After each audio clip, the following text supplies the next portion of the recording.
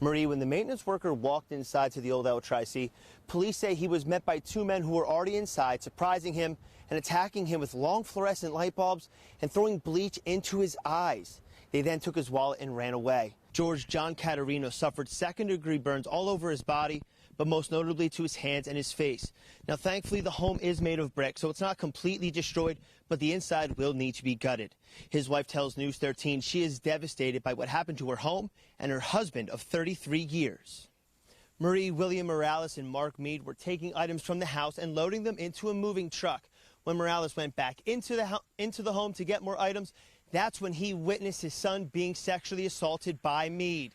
According to police paperwork, Mead was then pistol whipped and held at gunpoint, which got the father an aggravated assault charge. Morales' wife is blindsided by this arrest for defending their baby. George, we are finally able to use the pedestrian bridge right off Route 209 after officials were waiting for a retaining wall to be finished. But now that it's complete, this bridge connects to 60 continuous miles of hiking and biking trails all the way from Mountaintop down to the Lehigh Valley. Nicole, AAA says 1 in 3 Americans will be traveling tomorrow or the rest of the week away from their home, which means no one's going to be home. So burglars look for that. And here are a couple things you can do to make sure nobody gets inside. Georgia Marie, when she was arrested, Lisa Snyder at her home, police say she showed little to no emotions.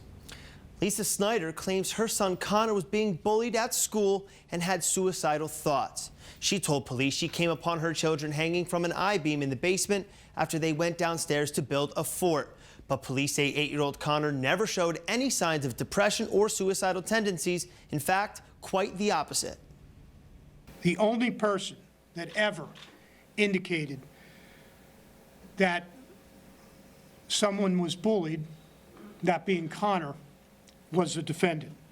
Berks County DA John Adams has filed 9 charges against Lisa Snyder, including first and third-degree murder for allegedly killing her 8-year-old son Connor and 4-year-old daughter Brinley in their Kempton home. Snyder told police her son complained of being bullied, but police have found zero evidence from school officials that is true. Even the video of Connor getting off the bus shows him smiling. The video showed no signs that Connor was in any distress whatsoever. In fact, from the video, he appeared to be a happy child. Snyder told police her son took 2 chairs and a dog lead downstairs to build a fort with his sister, and that's when it happened. But an occupational therapist told police Connor didn't have the dexterity or physical strength to wrap a dog lead around an I-beam and hang himself and his sister.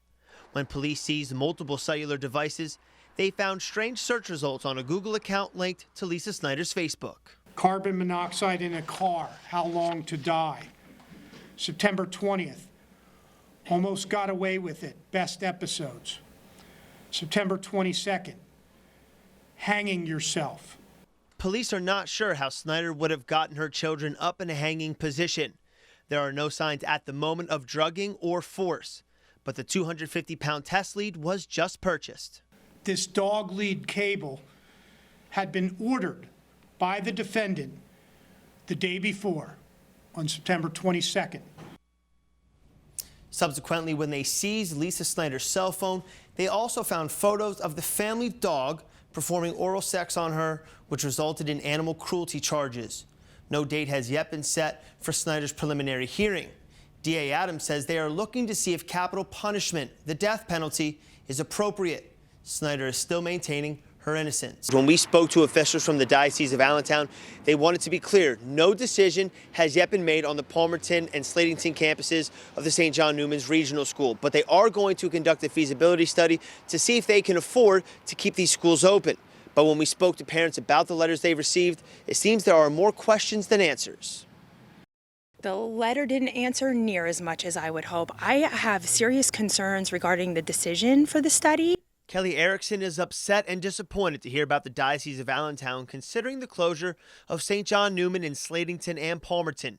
In the letter sent to parents, diocesan officials cited low enrollment numbers in the schools and the churches straining to financially support both schools.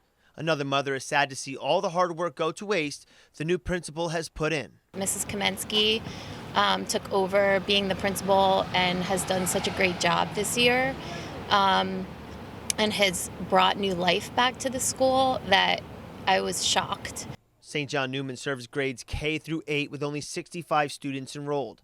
Officials say the parishes in Slatington, Palmerton, and Danielsville are operating at deficit or near deficit spending. The possibility of closing each school is equally as sad for parents as it is the students. There were letters written to the school from the children. Some even included money begging for them to keep their school open. Now, officials from the Allentown Diocese did not indicate if there was a deadline or a set target date on when the feasibility study will be complete and when the future of these two schools will be decided. The owner of an historic Schuylkill County bakery dies at the age of 93. Lawrence Padora, known as Mickey, owned PADORA'S bakery on Railroad Street in TAMAQUA since the 1950s. And although he's no longer with us, his delicious bread baked in a 130-year-old oven lives on through his son. News 13's Dominic Barone reports. Almost 80 years ago, Mickey Padora started working in this same bakery at 13 years old with the same coal-fired oven when it was owned by the Dallas family. He later purchased it in 1950 when there were no more bakers to run it. His son Larry says the business became a family affair. So we grew up helping in the bakery. You came in, you stamped bags, you swept up, you helped. Him and my mom worked here together. So we came over here, my sister and I, and we helped my dad. Mickey's daughter Carol says their father gave them one heck of a work ethic. Sometimes it was tough. My dad wasn't easy for us to work for. He was tough on us and we had to work. The oven is an original brick oven made in the late 1800s with a recipe nearly unchanged. News 13 interviewed Mickey Padora in 2012 about his iconic Italian bread. This is the same recipe they made 100 years ago, almost. Huh? Same recipe we have now. Huh? That's what makes it different. And that mentality of sticking to it led to a customer base that has never wavered. We have customers that have been coming here for generations. Their great-grandparents came here, their grandchildren came here, now their great-grandchildren come here. Mickey was known for donating bread to many fundraisers and giving bread to those who didn't have 2 nickels to rub together. He knew people that were down on their luck or anything, and at the end of the day, if they would walk by and we had bread, he would give them the bread for free. And it was those loyal customers that made Mickey want to come to work every day. That's what he missed later in life when he couldn't get around as much. He missed being around all the people. Mickey stopped working in the bakery 8 years ago. In his own words, he said it would be this moment when he stopped making the best bread around. I don't think I'll ever get out till I die. You know? I guess I'll be in it till then. It's the people. You just can't get out. Once you're in, you don't get out. Remembering Lawrence Mickey Padora, Dominic Barone, News 13.